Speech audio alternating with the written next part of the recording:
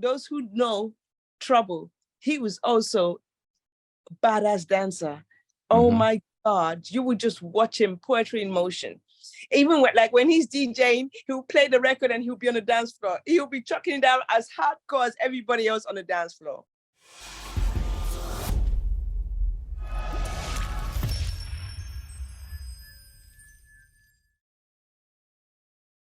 Today is Thursday, July 27th, 2023. Who are we speaking with? You're speaking with Wunmi, aka Biumi Amotayo. Tell us about your new single, Empty Vision. Tell us about the concept, the idea, the production, the beats, the video. Well, Empty Vision was produced by Kwame Yeboah, who is an amazing multi-instrumentalist, producer. He's based between Ghana and London. He's worked with a whole slew of amazing fellow artists, and it's always a joy and a pleasure working with him. And for this particular song, it was part of my album that is still not released, but it was recorded in Ghana. And we had some of the most amazing young instrumentalists based in Accra work with us on the project. So that was basically Empty Vision. Even though the title says Empty Vision, there was a lot of vision that going into the recording of that whole process they do on the album as well. Yeah. And Empty Vision, basically, actually, the song came about during that time I spent in Ghana. I had decided after visiting Ghana in 2019, when was the year? 2009. I decided at the time after visiting it for the first time that would be where I would record my second album. It just felt perfect that obviously my first album was called A.L.A. and it felt like which stood for African Living Abroad. And it felt like the second album definitely needed to be recorded in Africa. And after visiting Accra, Ghana for the first time, I felt like, yeah, that's where I'm going to record my second album. So it all just fell into place, collaborating with two of my musical directors, Jeremy Mage, who is a New Yorker, and Kwame Yeboah, who is Ghanaian, London. So it just all fell together. They came together. We went to Ghana. It was January 2010, actually. So it was almost a year after visiting. For the first time, I went back there to record. And Empty Vision, the song came about, the concept of the song, lyrics came from me watching the kids while I was there the first year, how they were all just so immense by the TV. At this point, funny enough, MTV, BET, Trace, all of those TV music channels that were predominantly in America had now shifted to Africa and Europe, but Africa especially. And for me, watching it, I felt it was quite interesting that they were feeding the African youths everything American and very few African stuff, even though it was coming out of Africa at the time. And I felt like the youths were just swallowing it up. So that's basically where the lyrics for that song came about, Empty Vision. Something that has nothing in it. And it's not just in Africa, it was all over the world. The TVs were just a marketing tool for the media and all the big companies to spoon feed the youths, and what they were feeding them didn't necessarily equate to something that they could use outside of, the marketing. So that's how that song came about. Thank you for that. You brought up something interesting, the name of your first album, Africa Living Abroad. Compare and contrast being African in Africa versus the UK versus Brooklyn. Your experiences, and be raw and honest. This was my thing when I came to Brooklyn, and I always say to people, I live in New York. I don't say I live in America. I know that for very clear. Coming to New York as a 20-something artist, the energy. The first time I came, funny enough, was in '89 with Soul2Soul. That was like walking onto a movie set. Everything was surreal. and to be part of a group that also had exploded on the So music. even let's rewind. Tell us. I was gonna say that for later, but since you brought it up, I have an order, but this is actually great. Perfect. Tell us, for people that don't know, because they're young kids who don't know who Soul2Soul is. Tell us what Soul2Soul is, how you became involved, and that whole experience and journey. So Soul2Soul was a British UK London group, DJs, sound, they call them sound system. When I met them, they were part of the scene that I was in with a whole group of dancers. We chased music. We went wherever the DJs were, wherever the sound system were, you will find the dancers. We were, without the sound system, you wouldn't have dancers. Without the dancers, you wouldn't have sound system. So we moved together, and there used to be underground warehouse parties, like parties that all were word of mouth. So you know where to go the following weekend or the weekday, whatever it is, by the word of mouth, and we would share it and we would show up. I used to go to, with my best friends, we used to go to a couple of nights that were either Norman J, Brian Norman, Trevor Mad Hatter. Well, I think there was a group that was called Shaking Figure Pop, and Soul2Soul. And it was just one of those things where you would show up at these parties and you would see almost the same faces. We were there strictly to dance. And I was one of the girls who was dancing.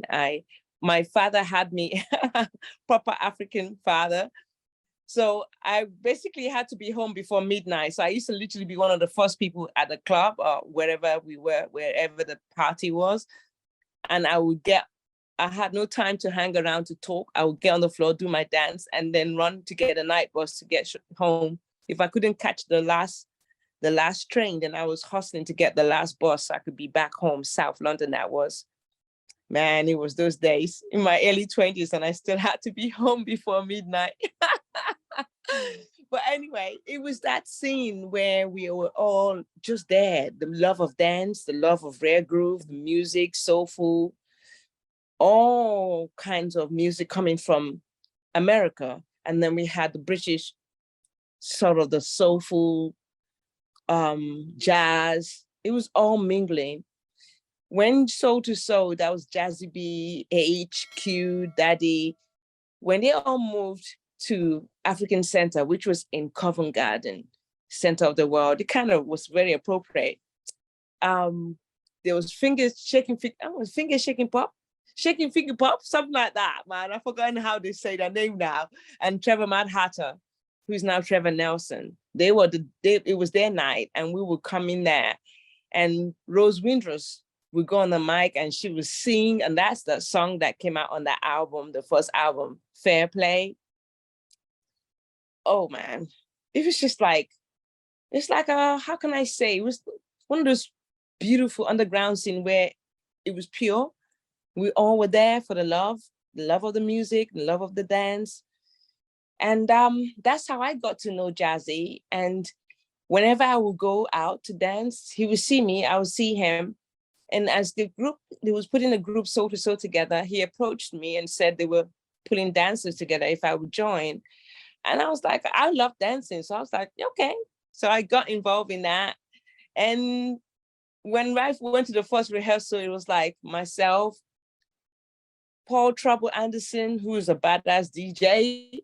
Have you heard of him? Did you know of him? I don't know if you guys know him. He was one of the top. He's the top. DJ. For me, there are two tops: Tony Humphries and Paul Trouble Anderson. You know it. There's, one thing about those who know Trouble, he was also a badass dancer. Oh my God, you would just watch him, poetry in motion. Even when he's DJing, he'll play the record and he'll be on the dance floor. He'll be chucking it down as hardcore as everybody else on the dance floor. And then there was Sweaty Tony. We used to call him Sweaty Tony. My God, when Tony danced, he would spray everybody with his sweat. He sweated so much that you would think it was raining when you're standing next to him. There were a whole group of dancers that we kind of all knew each other, and we would just get on the floor busting our moves. It was wonderful. And so Jazzy kind of called all of us in for the first video they were doing for Soul2Soul, which was keep on moving, fair play, keep on moving, and then back to live. By the time they were doing back to live, by the time that video was, he had spoken to me and said they wanted to go with just one dancer. And I was like, at that point for me, I was like, I'm not enjoying this choreography dance because I just want to dance. I literally just, my dancing was my escape. It was the one place where I didn't have to follow any rule. I didn't have to listen to anybody. I just did what I was yearning to do. So when he said to me they were going to go with one dance, I was like, oh, that's good because I don't want to do this anymore because I can't do it. And he said, no, we want to go with you. I'm like, He said, yeah. We decided we were going to just have you as the main dancer. So that's how I became the it girl. But unbeknown to me, I guess he was kind of smart. We did a shoot with everybody at the time who were in the video, who were part of the group. And somehow they narrowed it down that my image that they took at the shoot was going to be on the album. So me being the dancer made kind of sense in the end because everything all tied together. And that's how I got on the road with Soul2Soul, being the Soul2Soul dancer. And tell us about the tour. Where did you guys tour? Well, we came to New York and we went to L.A. And I don't know where else because those two majorly stayed with me because it was my first time coming to America. And it was just such like a movie set, coming to New York, getting in a limo, driving all the way from JFK all the way to Harlem to go and meet Red Alert and Fat Five Freddy. Can you imagine? It's just so surreal. This is all of what you see in the movies. And now we were doing it. And as we drove, literally every single car, because it was summertime, that drove past us would drop Soul2Soul. They took us out to clubs and we walked into the club. They didn't know we were coming, but they would be playing Back to Life or Keep on Moving. It was just like, woo, wow. And then meeting all the artists, the American artists that we were like fans of, and they were all looking at us like, you guys are Soul2Soul. It was just surreal. Going to L.A. when they had the NAACP, that's a big Black African-American, event, and being the main artist on that particular night and meeting all of the hierarchy of that scene. And I'm telling you, that was, what's her name? Oprah at the time, Tyson. It was just surreal. I'm telling you, man. I mean, like a young girl from South London being on the stage with me and all these people mingling and talking and being introduced to them. But at the same time, I was also aware that this is just what it is. You don't let it go to your head. Returning to London, I think for me, the major events was doing Fridge on my own as a dancer and then doing Fridge with Soul2Soul. There's also a big party that used to happen at Brixton Academy. It was called the Big World Cafe. And it was that particular festival where 10 City was the main act. And we came on. And the way the audience responded to Soul2Soul is when we was like, we couldn't deny that, okay, we have gone clear. It's Soul2Soul's time now.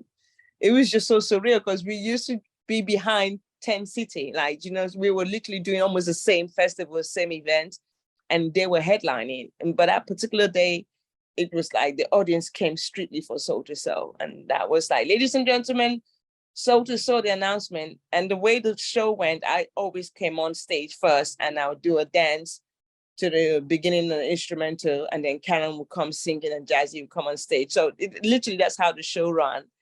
And I did that for that big year when everything blew up.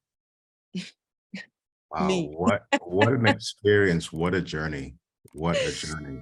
It was the beautiful thing about it was that I was allowed to be me. The look, the way I carried myself, the dance I did, everything was dictated by me. And that was a blessing. Nobody, I never knew something like that could happen. Well, as a younger, I used to chase me and my best friends. We used to go to all of Prince's show in London because I was so sure that when he sees me, he will book me. But before I met Soul2Soul, my first stage appearance was with Uncle Roy Ayers. And that's when he used to come with a new jazz explosion, and it used to happen at, what was it playing? What's it called, the place again? Oh, it was in Hammersmith Odeon. That was the original name. And there used to be Gene Kerr, Lennon Smith, Roy Ayers. I don't know who the other artists were. And I went to see him. I was taken to my cousin who was working at the time at the venue, got us a ticket. So I went to see the show as a birthday gift. It was my 21st birthday. And Uncle Roy's manager at the time saw me and said, "Oh, no, Roy has to see you." I was wearing one of my big, fluffy, humongous beret. I always used to wear my 50s swimming costume back then. That was my favorite outfit, with my biker boots. So I got dragged backstage to go and meet Uncle Roy. And it was, again, another surreal moment, because at this point, I hadn't really started doing anything with Soul2Soul. I just used to go to other clubs. And we also used to attend to the UK version of Soul Train, as was called Soul2Soul. So I used to be one of the dancers there. So I just basically used to just dance. I was just a dancing fool.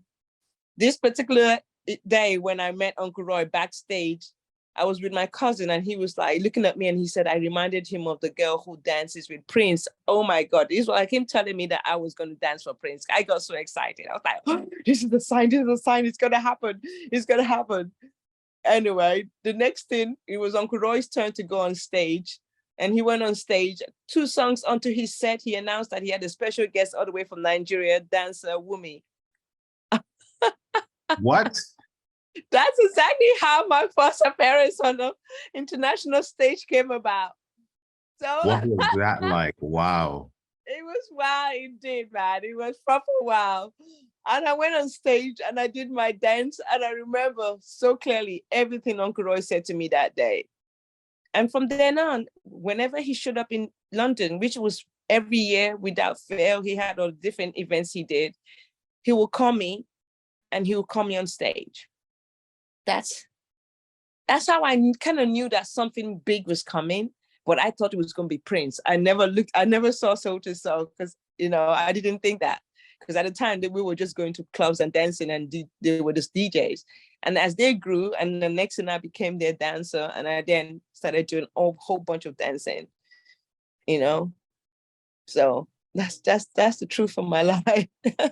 And then Uncle Roy used to say to me, "So when are you going to sing?" And I used to look at him like he lost his mind. Me sing? Which part? I had no intention to sing. It wasn't like I was chasing, like I'm going to do that. People say, oh, they were always going to sing. I wasn't thinking of singing.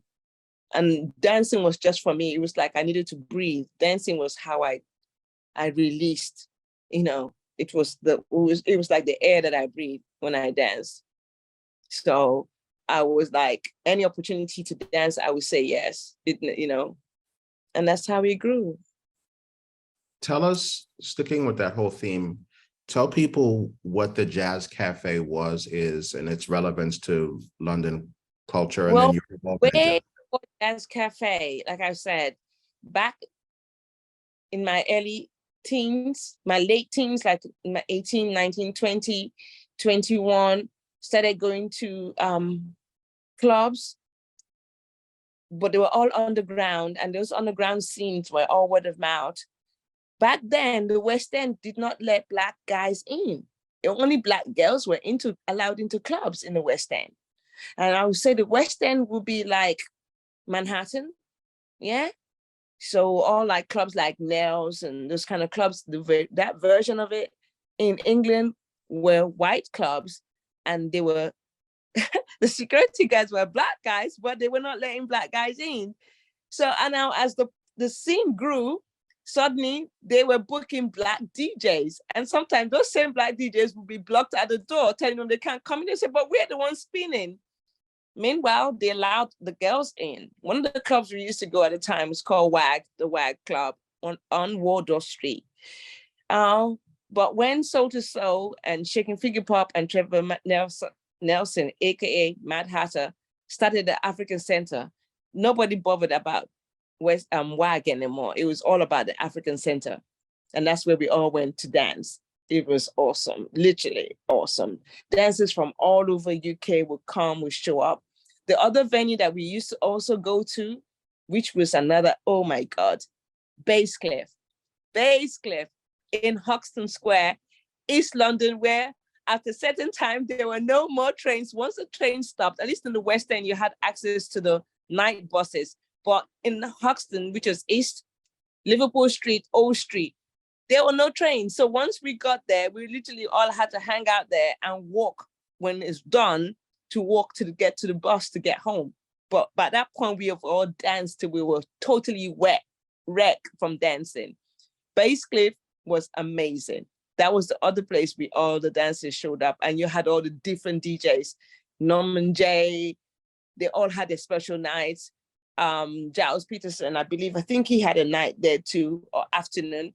And then came Camden. Camden is when they used to have the daytime part dancing at Camden Lock. And that's where all the dancers used to go. And Trevor was in Paul Trouble. He used to do, like, I think it was called Legends in the West End. And wherever he would DJ, we will find out and we will go. So we were like, there were particular DJs that the dancers followed. We just would go because we knew that we would get a good sweat. Music was on point. And that's how we rolled. But Basscliff was way before Jazz Cafe, it was Basscliff. That's where oh my God, you had music. And that's more or less where between there and then Camden, which was the daytime Camden, I said Camden Lock. I'm not sure, I might be saying the wrong one, but I know there was one particular venue in Camden that was afternoon. It was like daytime jamming. You go in there, it's dark, but it was in the afternoon and people were there dancing. And that was where Giles Peterson used to play. And there's the whole Rare Groove and acid jazz, it just kept growing. What happened to that scene in London? I think like everything else, it moved. Once it became popular, you understand, it changes. You had acid jazz change to broken beat changed to, what's the other one? It changed names, and its style, and then people started dispersing and new crowd. I moved to America.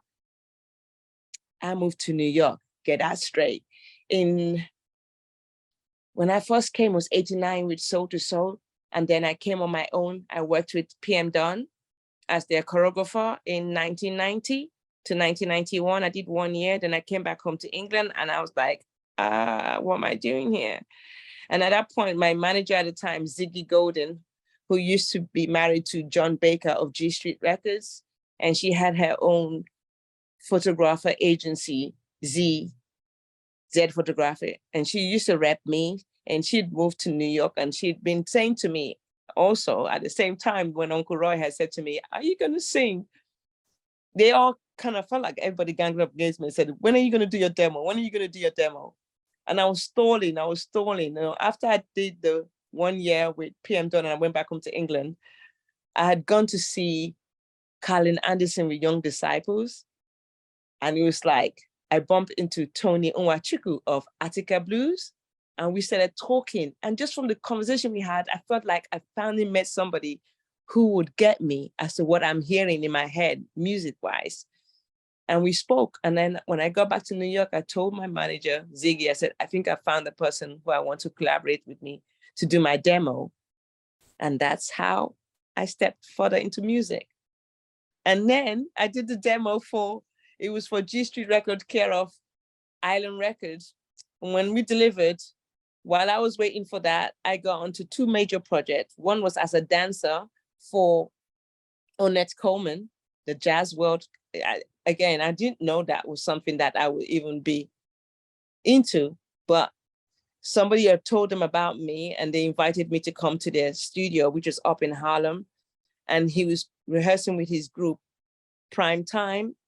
And they just got me I just danced and it was like, okay, we want you. You're going to tour with us. So I went on a 4-year tour with Ornette Coleman and Prime Time. While doing that, Uncle Roy had a studio. He was doing his first big album with a label, BMG. He hadn't been in that world for a minute because he was touring. He called me in to come and work with him. And I was like, at that point, I was feeling sorry for myself because I'd done a demo for G Street Fair Island, and they told me it was going to be a hard sell. Well, I guess the music is not my world then, because nobody's going to understand what I'm doing. Uncle Roy now calls me to come and do this project with him. I went to the studio. It was one of those, he was doing the recording midnight. That's when you go into the studio where everybody's sleeping, but you're in studio working. I went in, he was playing the music. I would doze off and they would come into the booth. I would do something, then I would sit down again. It was late night. Me, as you see me, the only thing that keeps me awake at night is dance. If I'm not dancing, I'm sleeping. So in the studio, when I sat down, I would doze up and they would call me, I'll go into the booth. Now, all the time I was doing the stuff, I literally thought I was sketching the songs, like, because that's how I write. I usually, I do ad libs and I listen to it and I figure out what it is it's saying to me and I rewrite. So I do a lot of scatching. Percussive scatting is that's my thing. So I did all this stuff and Uncle said, oh, we got to go. I've got to do this Japan gig. When I come back, we'll finish it.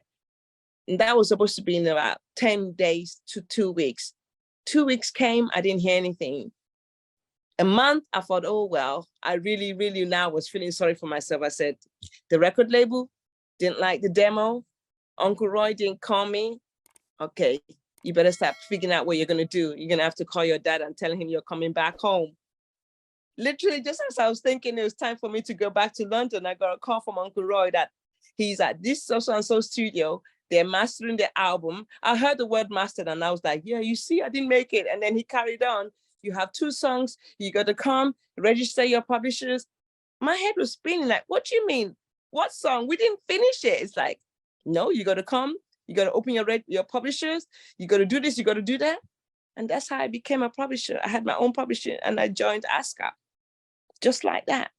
And that's how I got into music, because at this point, he took me on the road with him to tour and promote that album.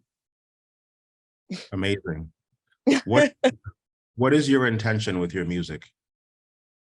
My intention, what it was that I understood speaking with Uncle Roy, when I did my demo and when I went on the road with Uncle Roy and we spoke, he basically said to me, you have 2 choices. Do what everybody's doing, or do what your heart is telling you and be ready to accept whatever that is. When I listened to what I was doing, it was very African. My voice, what I heard, what I wanted to do, it needed to connect to my spirit. I grew up around listening to Fela, my uncle, Victor A.L.A, listening to Sunny Ade, those music, and also music from Jamaica, which were all basically, it was somewhat party, but most of it was conscious. It was about inspirational words, you know, about social consciousness, what's going on, what can we do, what are you doing? And so for me, music was a way of having conversations. You know, I was quiet a lot. I danced a lot. I didn't talk much. Only people who really know me closely could know what was going on in my mind. Music gave me an opportunity to have that conversation that I had with my close friends. I love the fact that I say that music is a tool. You know, you can go wherever you want to go with it. So when I wrote my songs, when I wasn't discussing dance, I was discussing life issues. What is going on? I literally, whatever came to me in the middle of the music I was given, I would write it and I will explore that journey. The music I had done for my demo is what I started hanging out, going to jam sessions. And one day I had the courage to get on the mic and I never looked back. That's how I started playing out in New York. It's that story that I've now found out got to Masters of Work and how they knew to call me when they were doing a tribute to Fela. Knowing to do something in that sense, that was a song written by Sandra Isidora, music by Fela, the one person who inspired me, that music was a tool to bring social consciousness, I never thought that opportunity would come. And that was literally a way for me to segue back into the dance world, doing the music, the style that I loved in the house dance music. If I had tried to plan that, I couldn't have got it that good. So, you know, when you're going with the flow and universe is doing it, everything is happening the way universe set it out. That's how I got into music. And for me, I do the music that I'm doing because it allows me to share and have conversations. And I wouldn't do it any other way. I made that choice and that decision too, that I'll do music as long as I'm doing it the way I'm feeling it, you know. I think that was my introduction to you. You had just done the Fela Masters at Work songs, and I went to hear you at a club in Brooklyn under the Brooklyn Bridge. Yeah. And your performance, the energy, like you blew the house down with the dancing. I mean, the vibe. I wish we had iPhones back then. I wish there's video of that performance. That was fucking incredible. I never forgot that. That's like, you know, in my memory, that's one of the top 10 performances I've ever seen in my entire life. It was so fucking good. It was so good. It was so good. Let's pivot for a little bit. Your dad wanted you to be an academic. How did you reconcile that? Only child and a girl. Well, an artist world is not something that the African parents encourage their children to even consider, let alone dabble in. But it was my spirit. That was what I had the calling for. I took a leap of faith and I just followed it. The doors that kept opening up led me to the next door that opened up. And I came to America. I came to New York. And in New York, you had the energy, you know, you had all the drummings, the African dance classes with the live drumming. You had there was early 90s was when all the French African musicians were pouring into New York. So you had Richard Bonner, what's his name? Martin Francis, or say Francis Martin. He had one of those wicked tunes he did with Kerry. It was one of the Afro house tunes that blew up as well. There were a whole bunch of African musicians who came in from France, and they were all in the underground jam session. So I met them all, and it just was so easy at that point. I met Jojo, who used to drum with Fela, and he saw me perform during the jam session, and he formed the band and brought me in. That's the way I segued, and I ended up forming my own band. I used to also go to a session called Avant-Garde. It was there were a group called Survival Sound with Jamaki. That's where I met Tamar. Oh my God, almost literally all the folks, Jessica, Moore, all of us were on the underground scene. We all went through the same jam sessions and we would see each other. Sarah Williams, oh my God. So New York basically became a home for me. It was like I felt at home because I met like-minded people, everybody pursuing their own journey, their own story, and everyone doing their own, you know? So I felt at home. When I came to New York, there was nobody doing the African thing at all. Mm-hmm. So it was great. Like clubs like Nails was strictly soul, R&B, and I got a booking. Next thing you know, I had a regular booking and I just started playing out with my band. The one thing we haven't talked about is Wunmi fashion. Tell us about your fashion. Well, I started fashion. I did fashion. I made clothes for myself before I went on to London College of Fashion. I figured it out. The best way to make my father not feel like I was a total dropout, I needed to go ahead and get a degree in something. I did a foundation course at City and East London, and I built a portfolio that I then used to apply to London College of Fashion. I had always made my own clothes, so now I went on to college to study it, to know how to draw and professionally understand, you know. I was doing that while the whole Soul2Soul thing was happening. So I was literally making my clothes that I wore on stage. And then I formed a company with one of my best friends. We were called Revolution with Love, which is, the title came from our love of Prince. When I moved to New York, I had to make ends meet. So besides doing music, I used to do styling work. I was styling different artists on G Street and Island Records. And then I got to meet some of the most amazing artists. There were poets, choreographers, and there used to be all these events downtown Manhattan. And we would converge and everybody would do their performance. Carl Hancock Rocks was one of them, Nia Love, Melissa Yerby, who ended up being the choreographer for Rent. All these amazing, amazing artists. It was like I call them Brooklyn. Oh my God, there's a word to use, but I don't know, I can't come up with it, where everybody in their own different way, and we all came together and we shared. It was during that time when I met Ron Brown, and his company is called Evidence. I started making his costumes, and he loved my music, so he would use my music. I would design the costumes. So now people were hearing my music and seeing dancers dancing to it outside of me being on stage doing me.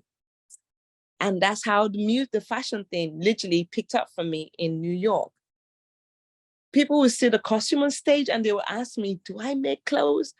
I started making my own summer clothes, and 1, 2, before you know it, I was doing 10 turned 20, 20 became 100. And that led to me creating my own label, Wow Wow by Wunmi.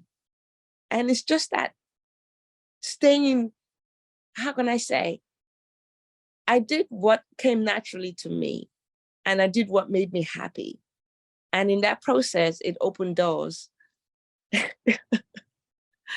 You know, they're saying staying true to yourself. Exactly. What's next for Wunmi?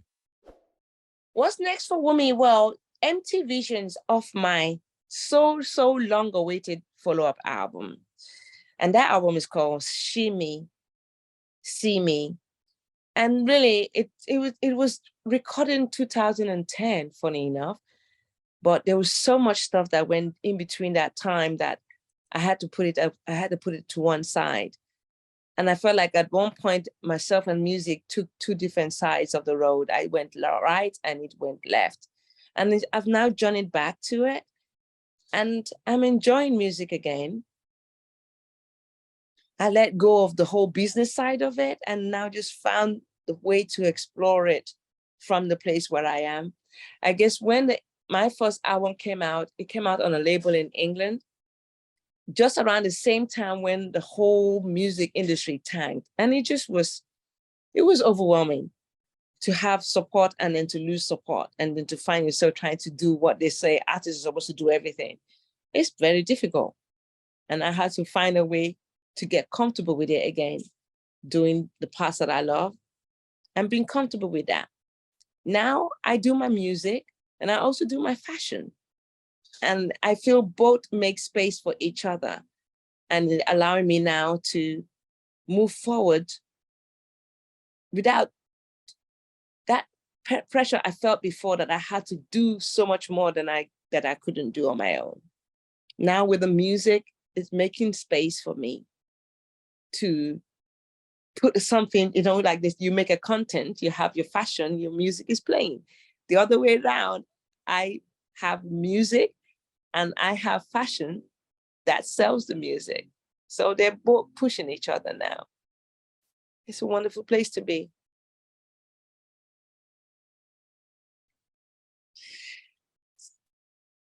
I have one more question for you. Going back to the original question, which started it all off, being African in the UK versus Africa versus America, what has been your experience? You know what? I always said what I love about being in New York, that I got to do all of me. Things change in England now, where people can do all of them. But when I was growing there, African wasn't in vogue. It wasn't even, most people never claimed they were African. Everyone claimed to be West Indian. Mm. It was all undercover. I didn't hide it because my name, my name was Ibumi. My stage name was Wunmi. So that was always a part of me. When I dressed, my Africanness was forefront of who I was. The way I danced, everything was my Africanness. I couldn't deny it and I wasn't running away from it.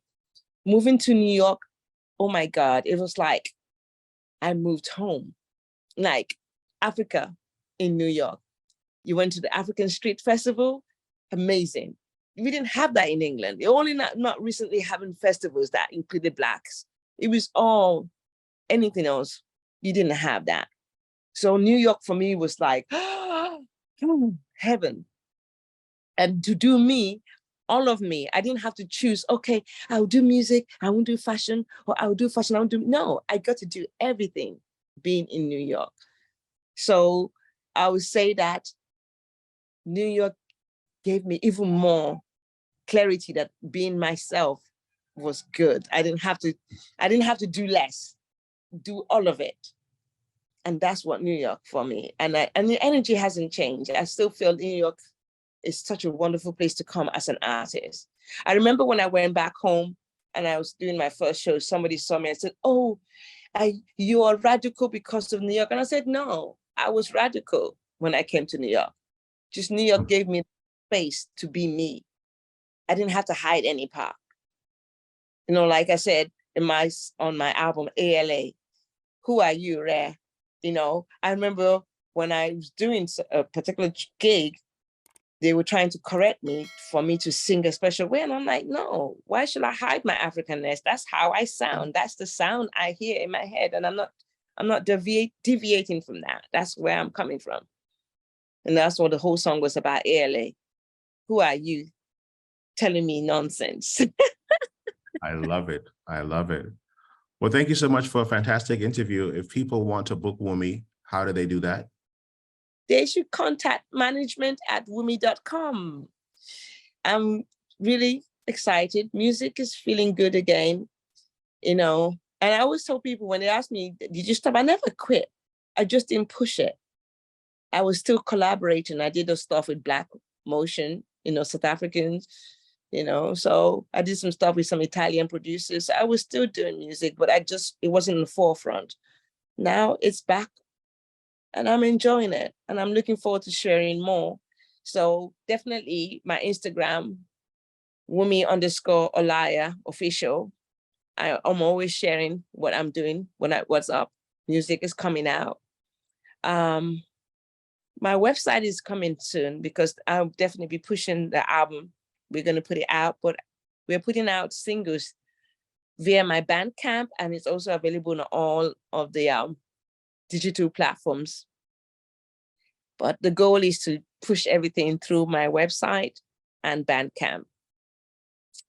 Thank you. Great. Thank you so much. Thank Yes. you.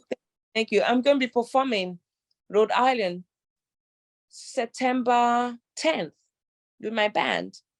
That will be my, yeah. Perfect. So people can come and support you there. Yes, yes. Come and see us live. It's Awesome. real. Thank Thank you. you so much, Wunmi. Have a great day. Thank you for your time. Thank you so much for having me. All right. Take care. Have a good day.